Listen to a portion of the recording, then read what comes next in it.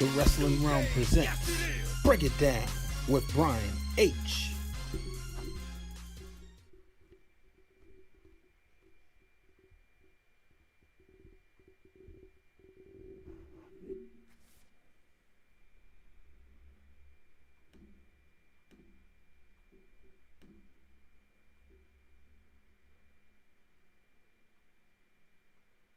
So we live.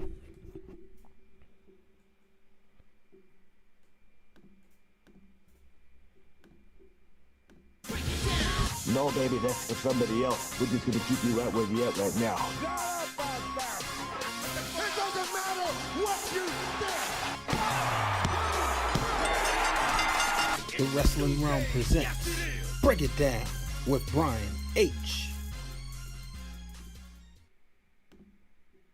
Hello, ladies and gentlemen. Welcome to this edition of Break It Down with Brian H. I am your host, Brian H. Waters. This show, of course, is brought to you by the Wrestling Wrealm. For those out there, maybe this is your first time tuning in, so let me let you know exactly where you can follow us. Simply subscribe down low. That way you never miss an episode. Hit the subscription button. Turn the bell notifications on.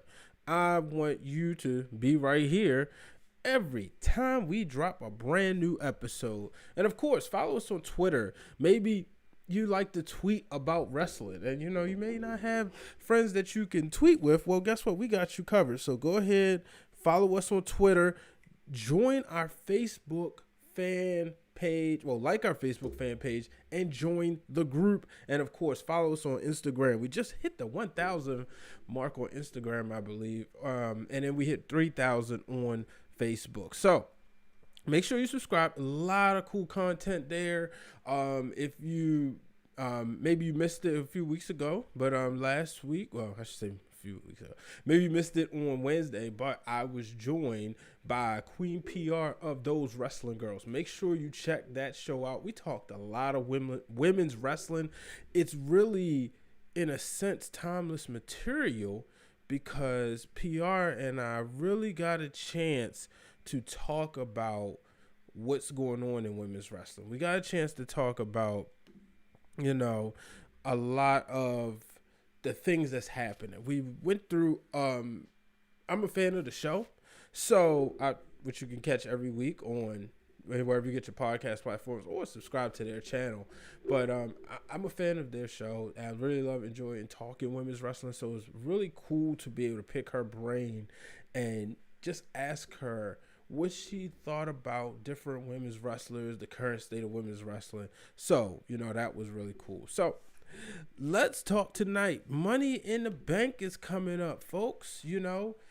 It's different, and I'm not gonna lie, I'm disappointed. Money in the Bank was supposed to take place right here in my hometown of Baltimore, Maryland. So that is disappointing, especially the fact that it would have been very cool to be able to go to the show without a shadow of a doubt, but be able to be there.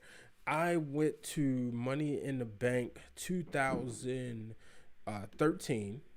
That was the one Randy Orton won, and I have to say that was it was a cool night. I was obviously rooting for Daniel Bryan. I think that was one of those ones that everybody thought Daniel Bryan was going to win. But you also had the element of CM Punk and Paul Heyman, that whole thing. I actually might watch that. Haven't really watched it that much. We all know probably the best Money in the Bank in history is Money in the Bank 2011. That, of course, being the one with CM Punk defeated John Cena in a weekend that nobody knew what was going to happen. If you listen to a lot of radio shows at the time, if you talk to a lot of people, nobody knew exactly what was going to happen. And nonetheless, it was still a good one because that thing of suspense, but so many good matches on the undercard. Unfortunately, there was no women's Money in the Bank, but you had two Money in the Bank ladder matches. You had one for the Raw Championship, which was the WWE Championship, then the one for the World Heavyweight Championship, which was for SmackDown. That night, Daniel Bryan won, and that was a shock. Everybody just knew Wade Barrett would win, which we all knew he would later cash in, which I was there at TLC. You know, he promised us that he wouldn't cash in until WrestleMania. Then there was Alberto Del Rio, and if you remember, CM Punk wins the championship. He promises to take the title away, but in that process, Vince McMahon came out and he called for Punk to get, he called for Del Rio to come out. Punk would kick Del Rio and get out of Dodge. So, yeah, Money in the Bank 2011 was cool. I kind of wish, I get it, and I guess, at this point it's not going anywhere because there's the top four, but if it was a fifth, it would be Money in the Bank. But I kind of wish it was still on WrestleMania. I thought that was really cool. But let's get into this card. Like I said, I'm making my predictions. So we start off with the first match being Bayley and Tamina. That's the first match I want to talk about. I know I didn't watch it, but I saw that, some discussion on social media that the Usos appeared on the bump, surprising Tamina, saying they would love to see her become the champion. And this would be, and I believe she said, like, this would be the icing on the cake for her career. Now, history serves me well. I know they try to get away from it sometimes, but we saw on SmackDown tonight that Tamina got the pin over Bayley, and therefore I just can't go for Bayley losing the championship as much as I kind of want to see Tamina win, just to shock everybody, just for it to be different, but I don't see that happening right now. And so my official prediction for this one will be, I'm going with Bayley. Bayley will retain the SmackDown Live, or I guess we just call it the still live, the SmackDown Women's Championship. Moving on, the next match. Let's see if I can get that for you. Yeah, there we go. The tag team match. It's a fatal 5-way tag team, or is it fatal 4-way? I'm sorry, fatal 4-way tag team match. Titles on the line. You have the Usos. I'm sorry, because the Usos are hurt. But yeah, you got Miz and Morrison. You got the Forgotten Sons, the Lucha House Party, and the New Day. Winner remains or becomes the tag team champions. This is hard, but I'm gonna go with Miz and Morrison. I think Miz and Morrison regain the titles. Yeah, the Lucha House Party would be a shock. They just seem like a good hand now, and the Forgotten Sons, they could shock the world, and it wouldn't be that big of a shock. But I just think Miz and Morrison, they get their titles back. There's always a story of, when they lost it, both of them wasn't there. So I'm going to go with Miz and Morrison to regain their tag team championships. Then we move on. The WWE Universal Championship on the line. You have Braun Strowman defending against Bray Wyatt. We have to make sure we say it. Bray Wyatt. It's not The Fiend. It's Bray. As much I wouldn't hate to see Bray do it, I'm going to go with Braun. I think Braun is going to run with this championship for a while. I wouldn't be surprised to see him win and then see The Fiend make an appearance. So, but in the end, I'm going with Braun to win this championship. If it was The Fiend, it would probably be a different story. So then we move on. The WWE Championship on the line. We're going to have Drew McIntyre taking on Seth Rollins. I said this earlier, a while ago. I would like to see Seth Rollins take the title from him. Not because I'm not a fan of Drew, but I would like to see Drew get a moment where he regains it in front of fans to see what that would be like. But nonetheless, I think there's also some other matches I want to see. So therefore, I do think Drew McIntyre retains. Look for Jinder Mahal. He's been putting stuff out there. I was on the phone with the real Dwayne Allen earlier today. It was one of those times I'm going to let you in on our conversation. I'll just put this up there just because this was a conversation between us. But I was on the phone with the real Dwayne Allen earlier today, and one of the things we discussed was Jinder Mahal. And I said, now would be a perfect opportunity to put that match, Jinder versus Drew McIntyre. it's the history's already there. Jinder's coming back. He's not going to be, the 3-B days are over. Unfortunately, Heath Slater was released, but I would like to see this matchup. So, but officially, I'm going to put on paper that Drew McIntyre retains the championship. And then let's move on to the women's Money in the Bank ladder match. And with that match, you have Carmella, Dana Brooke, Lacey Evans, Nia Jax, Asuka, and Shayna Baszler. Now, Shayna Baszler has been positioned as dominant. But let's go through the list, right? So I'm going to go with, first I'm going to start off with the people that I just feel absolutely no chance. And that is Carmella. No chance Carmella wins. And no chance Dana Brooke wins. No offense to them. I just don't see them winning it. And so, if this was spades, I'm going to go with the possibles. And possibles would be Nia Jax because of his comeback, even though they're going all the way to the top. I know they're going to try to, the stamina. Can she hold on? We'll see. And it's nothing. I'm not body shaming, but I'm treating her like the same things we would have said about a Yokozuna, about a Rikishi back in the day. The longer the match goes, the better for the people who weigh lighter. Now, with that being said, Nia Jax is possible, but I don't know. Asuka's a possible. But if I had to choose between two, if you told me to choose a SmackDown person or a Raw person, it's Shayna Baszler and Lacey Evans. Lacey Evans would be perfect with Bayley being the champion. But in the end, man, this is tough. Because Asuka's are, and when I was on the line with Queen PR earlier this week, she brought up a good point. Asuka would do something special with it, and her character would make it work. But I'm also looking, I don't think they necessarily go with a former champion. So, on paper, man, this is really tough. Because I kind of think, Bayley won last year. So the first year, you had a heel.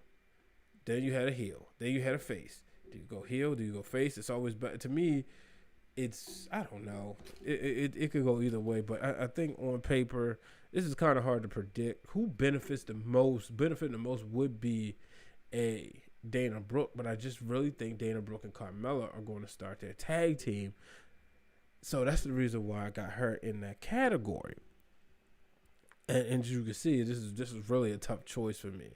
But I'm going to go on paper. I'm going to go with Lacey Evans. Lacey Evans gets it done. I think the worst thing that could happen is somehow or another Sasha becomes champion and then Lacey Evans cashes in on her. I can see a double turn right there. We shall see. Or Lacey Evans cashes in on Bayley and then Sasha gets it from her. So, yeah, I'm going to go with Lacey Evans to win this. But see, again, like Lacey was in a championship match down to the wire at WrestleMania. Shayna was down to the wire. I just don't see Shayna winning. I don't see big plans for Shayna Baszler. I see more teases, but I don't see big plans for her. So, yeah, Lacey Evans, put me on paper for Lacey Evans. And then finally, last but certainly not least, the men's Money in the Bank match. You have Rey Mysterio, somebody who's been cashed in on. Daniel Bryan, somebody who's been cashed in on and a winner. Then you have Baron Corbin, somebody who's won it and cashed in, didn't cash in successfully, says he promises to do it better this time. But then you got Aleister Black and Otis. Now, they teased us on SmackDown with Otis not being able to climb the ladder, with the ladder constantly breaking. So does that mean, is that a tease to say, haha, he's really going to win it? That's what I'm wondering. Then you have, so we got that. We got Otis. AJ Styles, I just think he's in there for star power. Even though, I don't know. I think it would make sense. This would be the perfect opportunity for him to get back on top.